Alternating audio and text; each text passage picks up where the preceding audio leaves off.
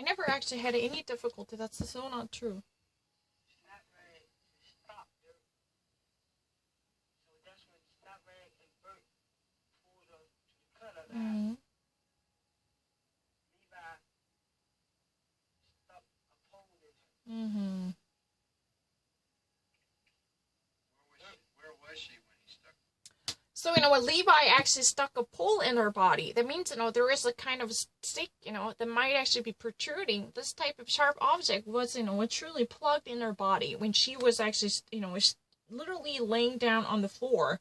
Because, you know, when the snag the rag and the troy, they actually pull the body of her and put it down in the alley. She was literally taken to the cut of the alley.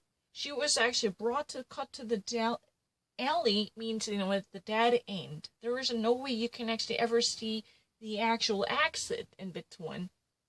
So what's been so interesting here is this type of interrogative procedure could have possibly be manipulated because the actual subject of the interrogation was not really that bright.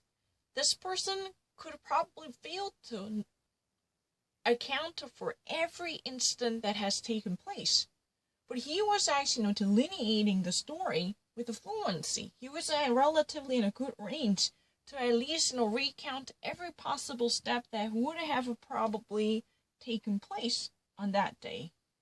This occurrence could actually be archived in his mind with clarity.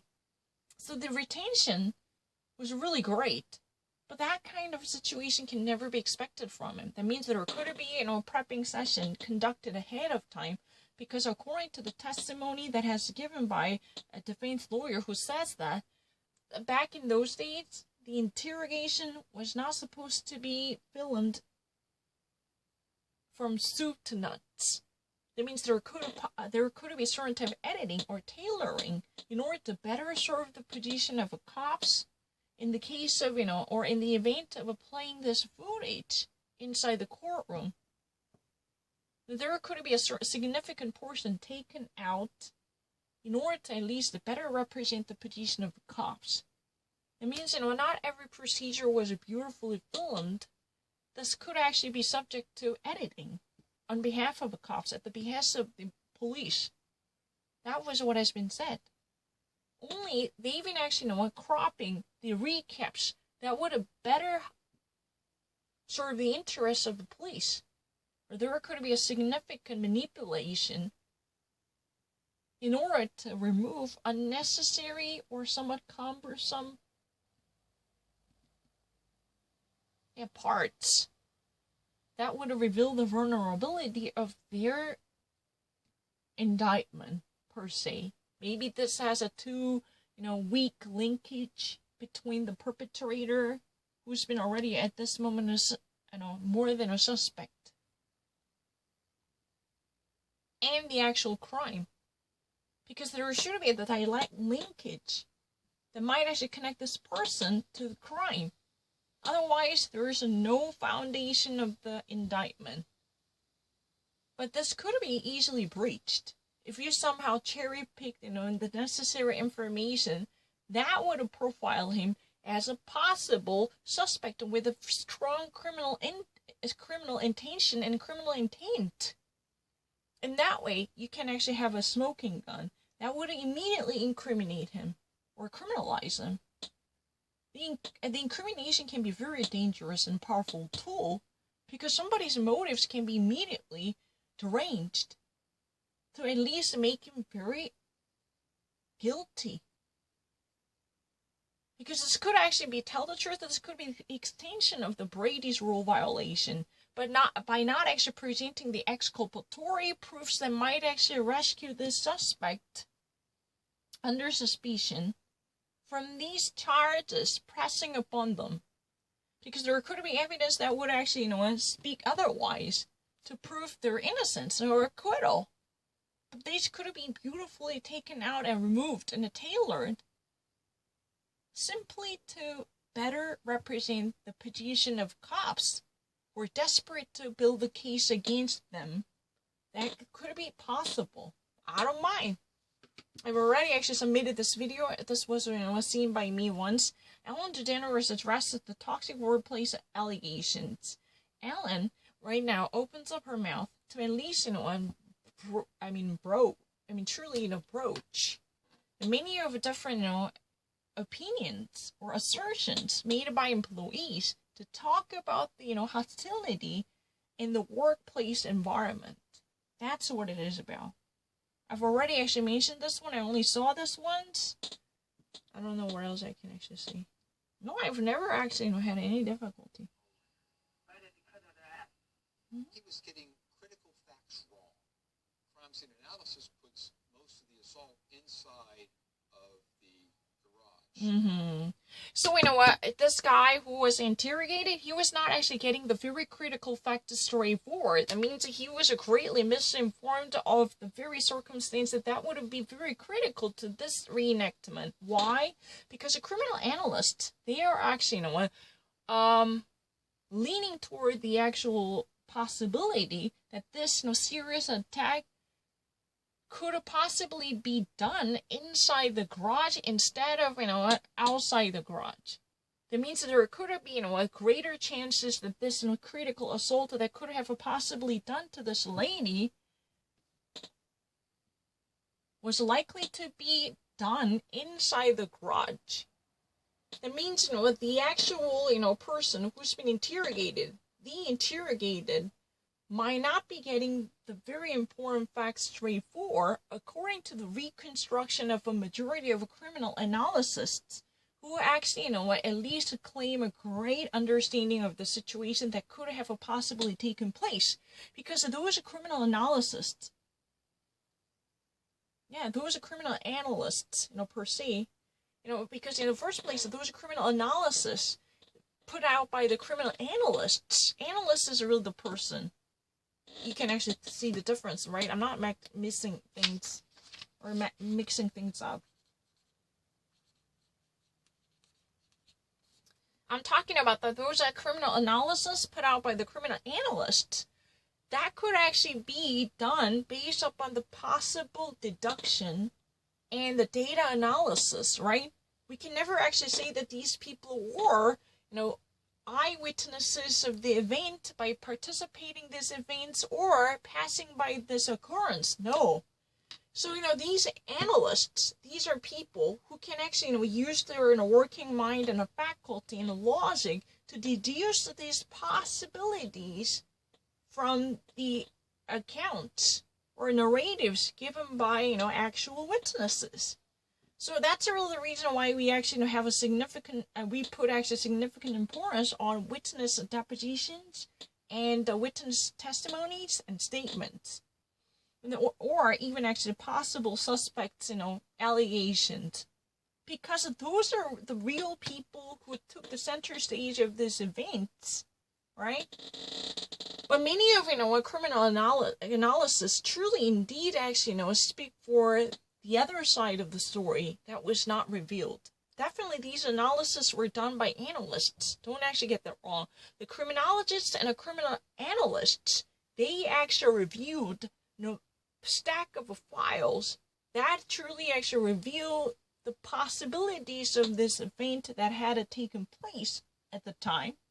And they actually would believe that the actual assault could have likely to be done inside the garage. That could have been taken place inside the garage. That's more probable. That's more likely to be the case.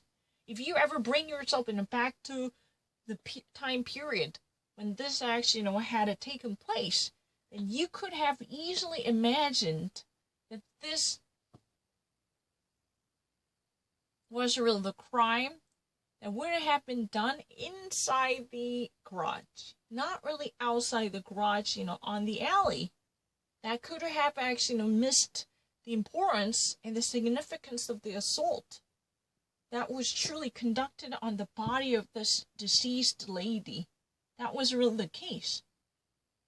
So you understand what this is about. So right now, what the interrogators are missing a great importance or missing a great point, right? if you ever actually, watch this kind of video, you would have probably noticed that this, person who's been actually sitting on the other side, this person is not really mentally deranged. However, he is someone, challenged in terms of, retaining memories, or at least, functioning as a hive mind. He actually, was a slow learner. He was adopted as somewhat slow on the uptake. He was not really kind of a high-functioning mind with a great faculty or mental power. That means, he was, subject to certain type of teaching or guidance ahead of time before he actually, would ever jump into this type of narration. His anecdotes are likely to be spiced with a certain type of influence coming from cops who actually, could have already taught something about the situation ahead of time. There could be a preliminary video session which it was, beautifully taken out or cropped up in order to make this footage natural. This could be delineated, possibly, and streamlined. I don't know, I've never actually watched it. I just actually jump in the middle of the episode. I'm just actually testing my, ability to quickly process this information in English. But the problem is, what has been actually said by this defense lawyer is, this guy who's been actually, assumed as a possible suspect is missing a very important critical point. I mean, this is really a very crucial fact assumed or deducted or deduced by many of the criminal analysts. Criminal analysts, those are criminologists who've been really great at reenacting the crime scenes based upon the gathered evidence or even collecting the proofs. They actually rely on a forensic science. Those, minds are very much trained to think ahead of time by actually, getting every, gather the fact together and piecing through the different sources and connecting the dots. That's what was, normally supposed to be done by criminologists or criminal analysts. So at the very beginning I said analysis, and these are really the final products and findings submitted by the criminal analysts. Don't get that wrong. So criminal analysis actually, speak for the actual circumstantial suggestion that could actually carry a greater weight in terms of the probabilities, right? Because that could have been truly taken place. So, given all different information we somehow managed to obtain from the crime scenes, or a crime or criminal circumstances or surroundings, then this could actually possibly be the case as a likely scenario. That was the criminal analysis put down by the criminal analysts or criminologists or forensic scientists who've been actually, putting their minds together to, get as close as possible to the actual occurrence. Because no one actually can put oneself in a time machine to travel back to where it was before. There's no chance, right? So we have to actually at least drive a certain conclusions and draw conclusions from this gathered information with an eye to at least, minimizing the gap between the actual crime scene and the possible recount. In that way, we can definitely find the real killer who actually had done the greatest damage and harm to this beautiful lady whose life was wasted for whatever reason. I've never actually watched it from the very beginning.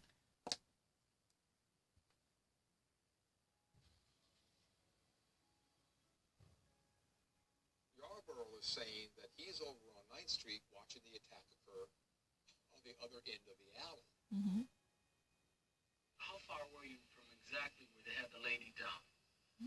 So, he was actually claimed that, he was watching what was happening as a bystander and observer who was actually, partaking in this, attack on that lady indirectly. So how far were you there, from the point when these, a lady was taken down?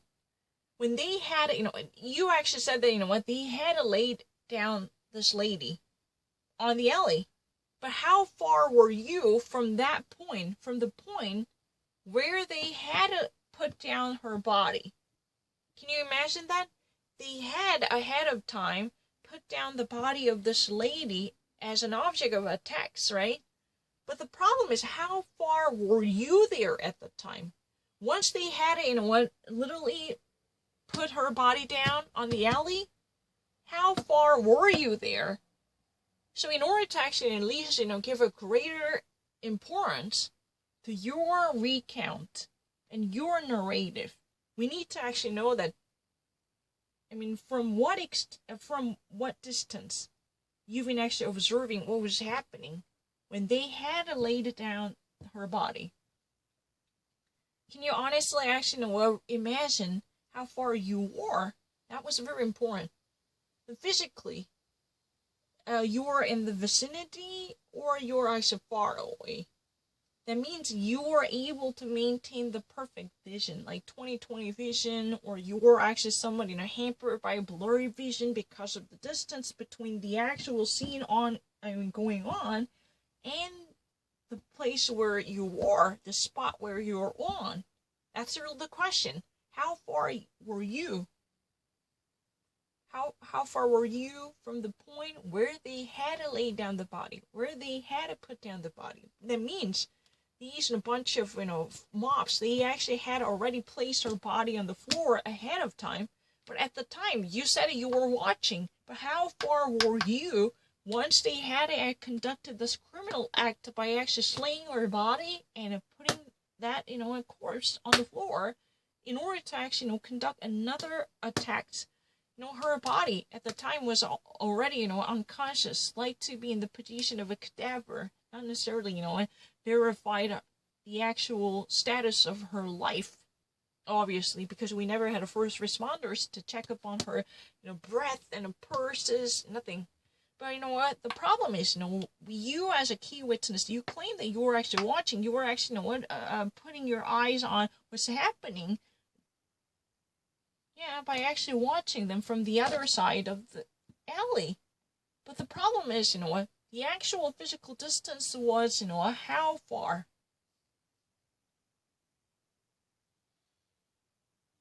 That means, were you within the visible proximity or, propinquity?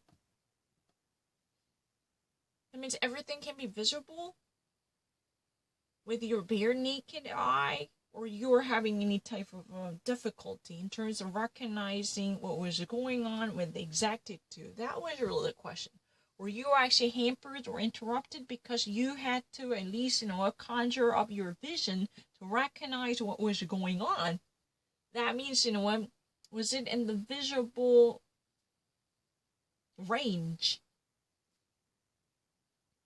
That was a really critical question.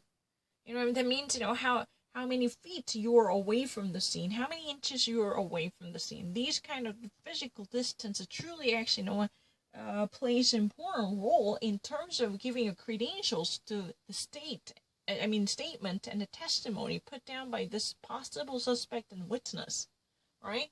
Anyway, the suspect is the greatest witness in this case. That's the reason they wanted to actually obtain the best,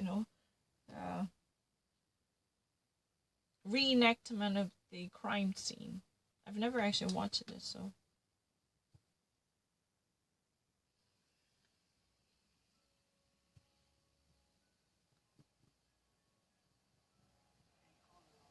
Mm-hmm.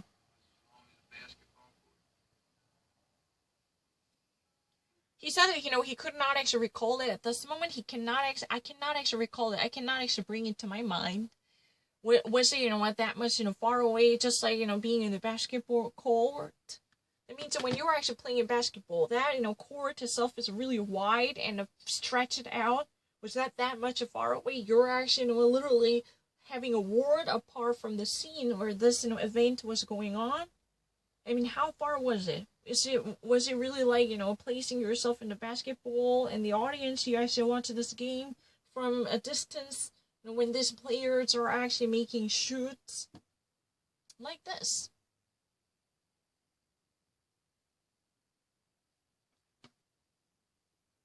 It was about that length. He was somewhat forced to do so. He was somewhat spoon-fed to tell the truth. Because he was, whenever in the person of intelligence, so he was very naive and he was actually easily persuaded.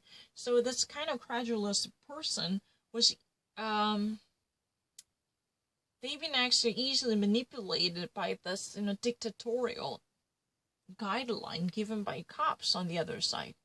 So you actually notice that. Was he really like, from the basketball court, even actually placed inside the court, even away from them?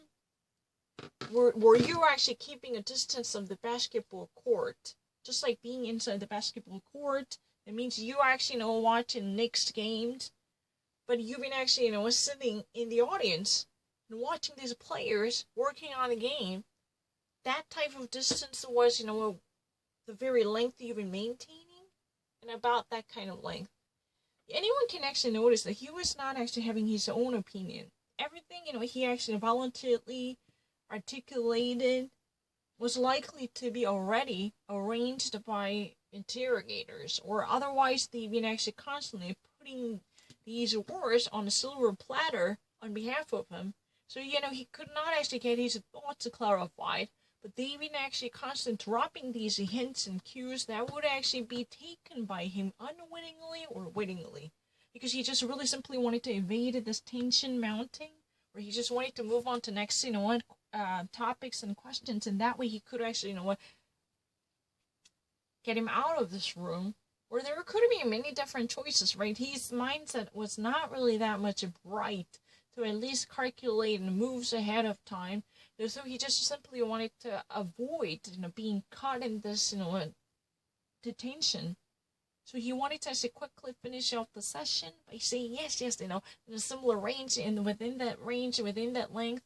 Was it really like, placing yourself in a basketball court, keeping that much distance away from the players, observing what's actually happening inside the court? Michael Jordan literally, making a slam dunk, you've been actually watching it from the distance. Was that kind of a range you've been actually talking about? This kind of argument could have been already actually pre-concocted, and this type of preconceived idea was delivered to him, and he was just picking that up, because he could not actually think independently. I'm not actually, downplaying his intelligence. It was already testified by his relatives, his mother, who said that he was, not deranged. He was actually never been a person with enfeebled mindset. That means he's not really having, mental issues like insanity or lunacy or anything like that. No, he's not mentally deranged, but he was a slow learner. He actually had a certain learning disabilities, like, dyslexia, or any type of, because that means he could not actually process information as quickly as possible. He needs to actually go through multiple rounds to at least digest the, any given information. That means, this involves a much convoluted procedure for him to actually, get the uptake. He was slow on the uptake, and he was slow on the draw. That means his mind was not really, agile and rapid enough to at least snatch certain info ahead of time. By actually calculating things preliminarily, that was not possible. I mean, he had to actually preemptively. If he ever wants to make the preliminary calculation by actually, understanding many different issues at once, that means, it would actually, require him to, sweat quite a lot. He maybe sweat bullets. He needs to rely on the need of the eyebrows. That means he just simply, that signifies he just couldn't actually, perform with that kind of a superiority. At a level of detail, he probably needs to at least work excessively and strenuously to just simply have that similar type of arrangement.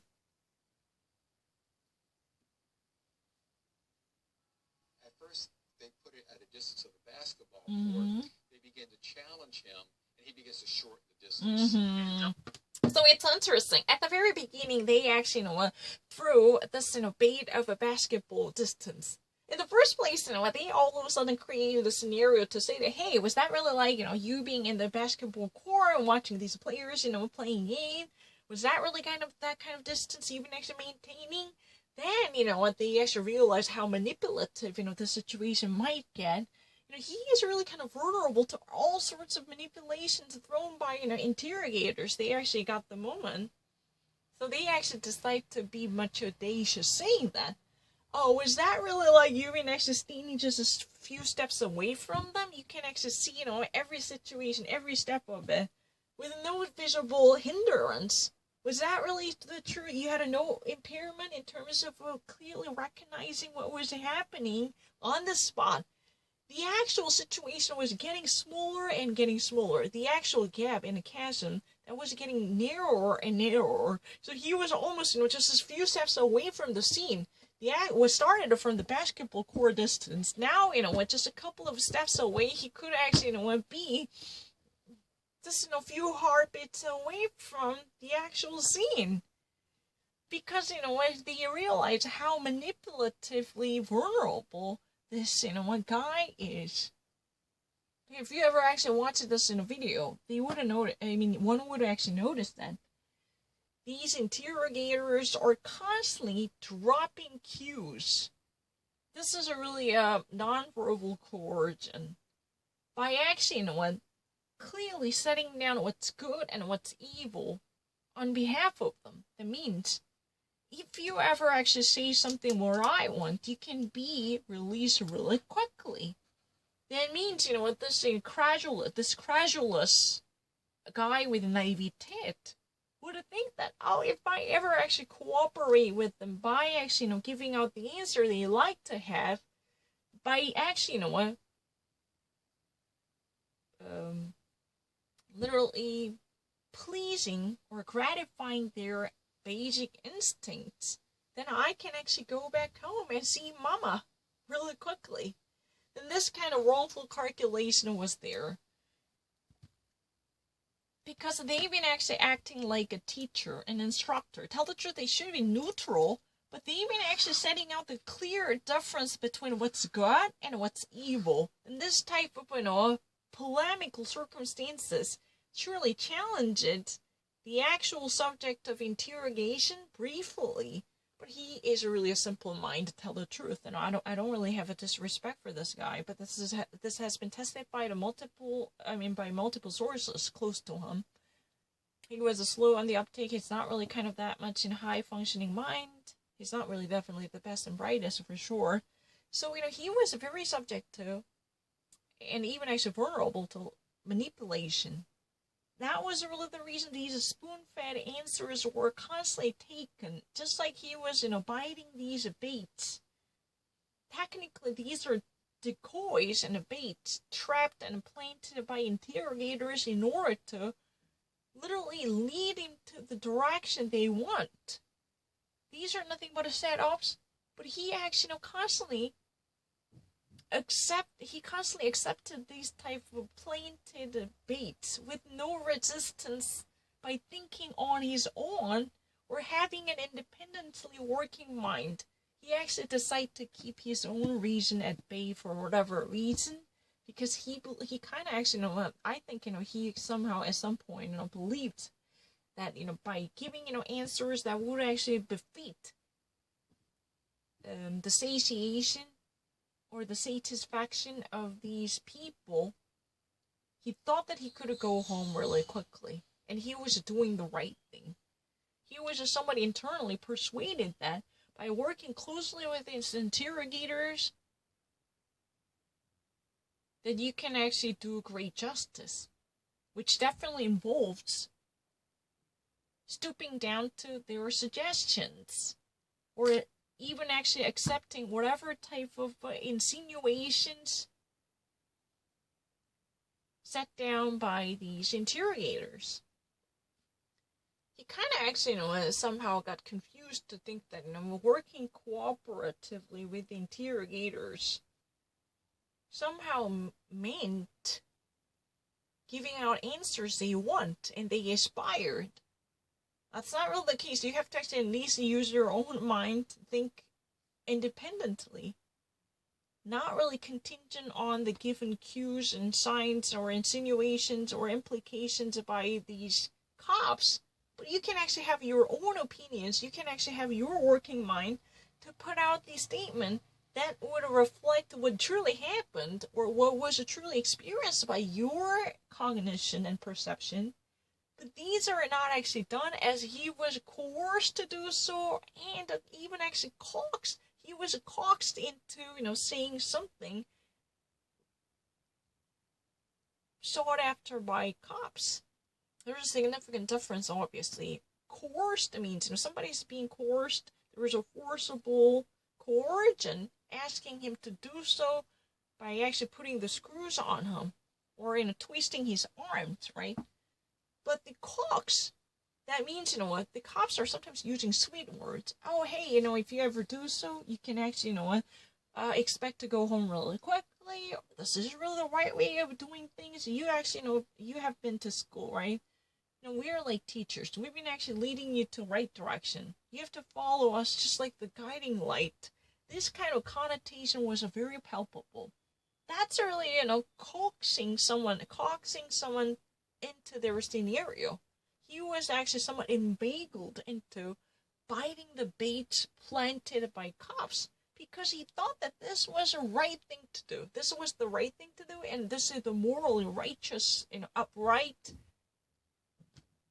way of acting, because he was somewhat convinced to be that way, and that was very palpable. Can I just go? I feel it's really kind of meaningless. I don't want to do this anymore.